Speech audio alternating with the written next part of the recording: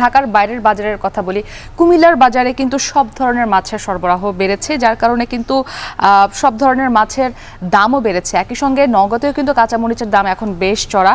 আমাদের সঙ্গে এই বিষয়গুলো জানাতে নওগাঁ থেকে যুক্ত হবেন আব্বাস আলী, তবে তার আগে আমাদের সঙ্গে কুমিল্লা থেকে মাসুদ আলম বিস্তারিত জানাবেন। মাসুদ, কেজি প্রতি মাছের দাম কত টাকা পর্যন্ত বেড়েছে এবং এই যে মাছের সরবরাহ কমে গেছে এর কারণটা কি?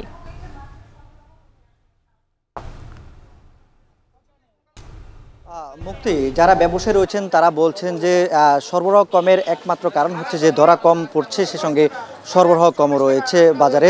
আমি যেখানে রয়েছে এটি হচ্ছে কুমিল্লা নগরীর টমটম ব্রিজ মাছ বাজার। এখানে যারা ব্যবসায়ী রয়েছেন তারা বলছেন যে সপ্তাহের তুলনায় তাদের যে মন প্রতি যে তারা মাছ কিনছেন পাইকারি, সেখানে 1000 থেকে 1200 টাকা বেড়েছে। সে সঙ্গে এই দামটাই কিন্তু এখন যে কেজি দরে যে বিক্রি সেটার উপরে প্রভাব পড়েছে। যে প্রতি কেজি মাছ বিক্রি হচ্ছে এখন আপনার যে বাড়তি দরে বিক্রি হচ্ছে 50 থেকে 60 টাকা বেড়েছে কেজি প্রতি মাছের গায়ে।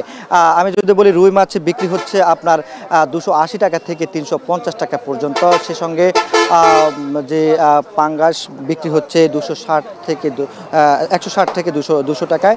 তেলাপিয়া বিক্রি হচ্ছে 160 থেকে 250 টাকায়। সে সঙ্গে রুই কাতলা সেটা বিক্রি হচ্ছে যে 300 থেকে 400 টাকা পর্যন্ত বিক্রি হচ্ছে। শিং মাছ বিক্রি হচ্ছে 400 থেকে 500 টাকা এবং সিলভার কাপ সেটা বিক্রি হচ্ছে 280 টাকায়। এই গত সপ্তাহের তুলনায় এই ধরনের মাছের দামের বিষয়ে আসলে ক্রেতারাও কিন্তু একটু ক্ষোভের মধ্যে রয়েছেন। তারা বলছেন যে ধীরে ধীরে কিন্তু প্রতিদিনে এই যে মাছের দরদাম সেটা কিন্তু বাড়তেছে। যারা নিম্ন আয়ের মানুষ রয়েছেন তাদের কিন্তু যে ক্রয় ক্ষমতার বাইরে চলে যাচ্ছে ধীরে ধীরে। সে সঙ্গে আমি যদি বলি যে ডিমের দাম এবং মুরগি এবং মাংসের দাম যদি বলি, সেটির দাম কিছুটা কমেছে, আবার কিছুর দরদাম কিন্তু অপরিবর্তিত রয়েছে। যেমন আপনার যে মুরগির দাম লেয়ার ব্রয়লার বা যে সোনালি রয়েছে সেগুলোর দামের মধ্যে লেয়ারের দামটা বেড়েছে, প্রায় কেজিতে 20 টাকা বেড়ে বিক্রি হচ্ছে।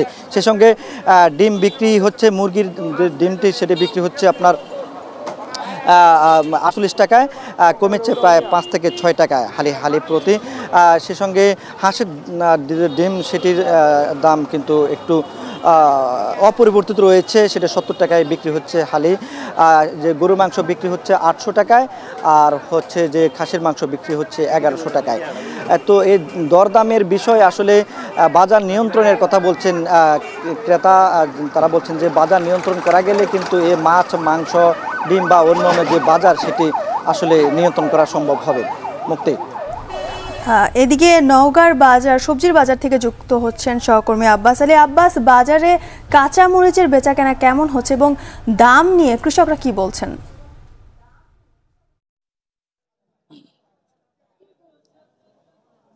যদি কি আপনি জানেন যে বেশ কিছুদিন আগে নওগাঁর উপর দিয়ে অনাবৃষ্টি এবং প্রচন্ড খরা বয়ে যায়। এ সময় আসলে কৃষকদের এই মরিচ ক্ষেত পরিচর্যা করতে বাড়তি সেচ এবং প্রচুর পরিশ্রম করতে হয়েছে। এতে করে দেখা যাচ্ছে যে কিছু ক্ষেতে ভালো ছিল এবং আবার কিছু ক্ষেতে নষ্ট হয়েছে, ফলে মরিচের উৎপাদন কিছুটা কম হয়েছে। এই কারণে আসলে মরিচের দাম বলা যায় যে এখন বেশ চড়া। আমি এখন অবস্থান করছি নওগাঁ সদর উপজেলার কীর্তিপুর হাট। এটি সাপ্তাহিক মঙ্গল এবং শুক্রবার হাটবার। এখানে কৃষকরা মরিচ বিক্রি করার জন্য নিয়ে আসেন।